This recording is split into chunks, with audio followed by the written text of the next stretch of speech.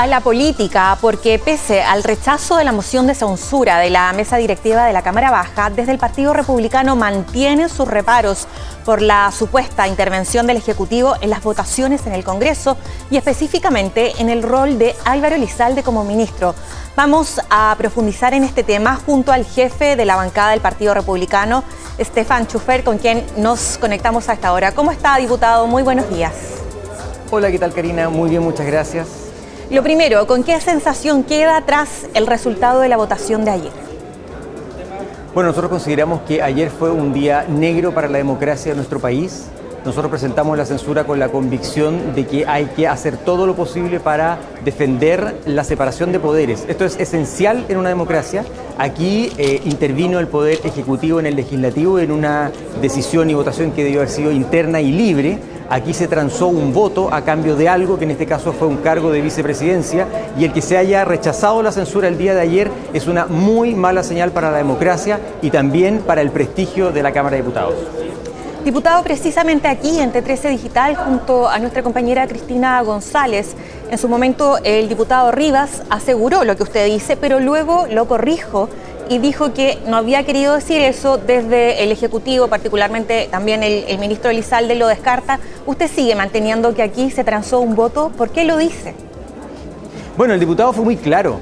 El diputado fue y suele ser muy honesto y él explicó con total claridad lo que a simples luces ocurre. Nosotros hay un asunto que no es transparente, que son las negociaciones que a puerta cerrada los ministros llevan con algunos votos que son precisamente esos votos generalmente de centro o de personas díscolas, que son los que cargan la balanza en una votación de una ley especial o en el caso de la censura o al elegir la mesa o en algo importante, por ejemplo, como una acusación constitucional, y nosotros no sabemos lo que ocurre puertas adentro, pero salen con el voto. Yo creo que tiene que haber una transparencia respecto de qué se ofrece y en este caso era muy inapropiado siquiera ofrecer algo.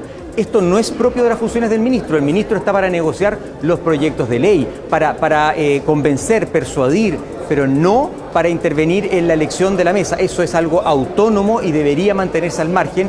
Y aquí fue muy claro el diputado respecto de lo que ocurrió. No obstante, después intentar, por supuesto, acomodar lo que él había dicho, lo que en realidad quiso decir, etcétera. Pero ¿cómo separamos entonces estas conversaciones de lo que se puede llamar persuasión, a este también diálogo que se puede dar entre las distintas autoridades, básicamente a lo que usted está diciendo, que podría también interpretarse como un cohecho? Bueno, lo que pasa es que tiene que haber transparencia respecto de qué es lo que se conversa y le repito, hay una distinción muy importante. Lo que se estaba votando el lunes de la semana anterior no era un proyecto de ley del gobierno donde se hubiera justificado, por ejemplo, como usted dice, persuasión del ministro Elizalde. Lo que se estaba votando era la presidencia de la mesa, de la Cámara.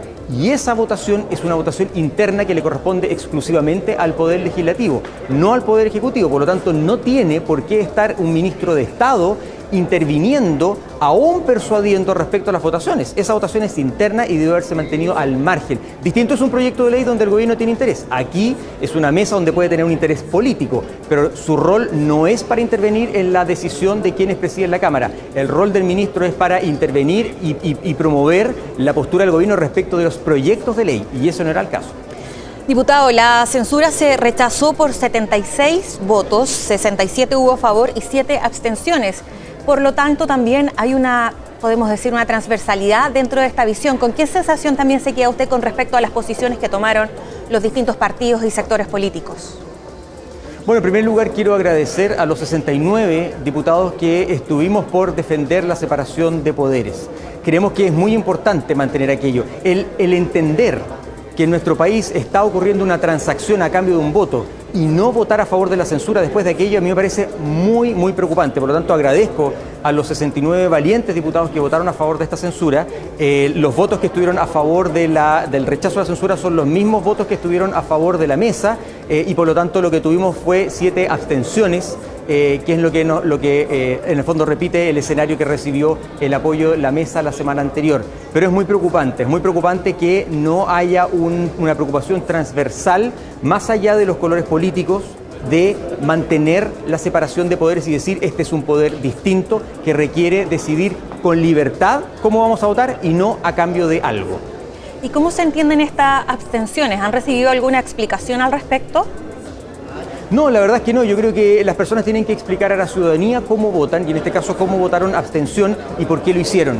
Yo creo que ellos tienen que dar las explicaciones y entonces después de esas explicaciones tal vez uno podría hacer algún tipo de calificación. Hoy día solamente tenemos el hecho de que 7 se abstuvieron, que fue lo que no permitió haber tenido un empate. Habríamos logrado un empate si esa abstención hubiera estado a favor de la censura. ¿Cómo ve usted que el Partido Comunista esté presidiendo esta mesa de la Cámara de Diputados, particularmente la diputada Carol Cariola? Bueno, el Partido Comunista ganó la semana anterior la presidencia de la mesa por esta mayoría que algunos han llamado de circunstancial o accidental, porque ganó con un solo voto, pero efectivamente de acuerdo a la votación ganó y está en esa calidad en la testera como presidenta de la mesa. Pero no le hace ruido en el fondo por qué mantener, pese a que ya han habido aclaraciones por parte del ministro Elizalde, por parte del diputado Rivas, usted insiste en que aquí hubo una transacción de votos. ¿Va apuntando también esta crítica a quien ganó democráticamente esta mesa o no? No, la censura fue interpuesta o la moción de censura fue presentada a raíz del reconocimiento que hace el vicepresidente de que él transó su voto por un cargo. Y esa es la única causal que nosotros invocamos y esa es la causal que nos llevó a la censura. Ahora, nosotros seguimos creyendo que la mesa tiene un problema de legitimidad de origen. ¿Por qué? ¿Por esto? Por eso, porque habría recibido a lo menos ese voto, porque fíjese, después el diputado intenta señalar que no fue así, pero en definitiva lo que ocurrió fue que el diputado, quien había señalado que no le parecía que el Partido Comunista con anterioridad estuviera en la testera, vota por una presidenta comunista y luego él, coincidentemente, a pesar de que dicen que eso no fue una transacción, recibe él los votos de todo el oficialismo que le permite efectivamente estar y él da el voto que faltaba para que la presidencia estuviera en manos de la diputada Cariola. Por lo tanto, los hechos demuestran que aquí efectivamente lo que ocurrió fue lo que honestamente el diputado Rivas señaló en un primer momento y eso por supuesto afecta a la legitimidad de la mesa. Yo hubiera preferido, mire, incluso si hubiéramos obtenido el mismo resultado la próxima semana, pero haber votado de nuevo y haber tenido la tranquilidad de que esa mesa está puesta ahí no porque se transó un voto. A mí me parece extremadamente preocupante y la pregunta es, ¿cuántas veces más, en cuántos otros proyectos de ley hemos tenido una transacción que no corresponde respecto de un voto y eso es algo que no podemos permitir y por eso planteamos la censura? ¿Qué herramientas quedan ahora? ¿Qué otros pasos podrían dar ustedes al respecto de esta situación? Ninguno. Nosotros agotamos la instancia que teníamos, que era la censura a través del reglamento. Suscribimos en la semana pasada un documento, una carta que se le envió al presidente de la República para que por el otro lado, esta vez el Ejecutivo, tomara conocimiento de la gravedad de esta situación, por supuesto dejara, ¿no es cierto?, de enviar personas a negociar de la forma en la que se hizo y además tomar una determinación respecto al ministro Elizalde. Creo que son las únicas acciones que tenemos. Algunos hablan de estudiar alguna acción por la eventual comisión de un delito. Nosotros por lo menos hasta ahora no hemos hecho aquello y eventualmente eso podría ocurrir. No sé si alguien lo está estudiando y lo piensa plantear. De nuestra parte, agotamos la instancia reglamentaria que teníamos, que fue como terminó en definitiva el día de ayer. Decisiones contra el ministro Elizalde, ¿como cuáles? ¿Qué es lo que esperan ustedes? ¿Qué crítica mantiene usted al ministro secretario general de la presidencia? Mire, más que al ministro, yo creo que es al gobierno, porque el ministro actúa por representación del gobierno.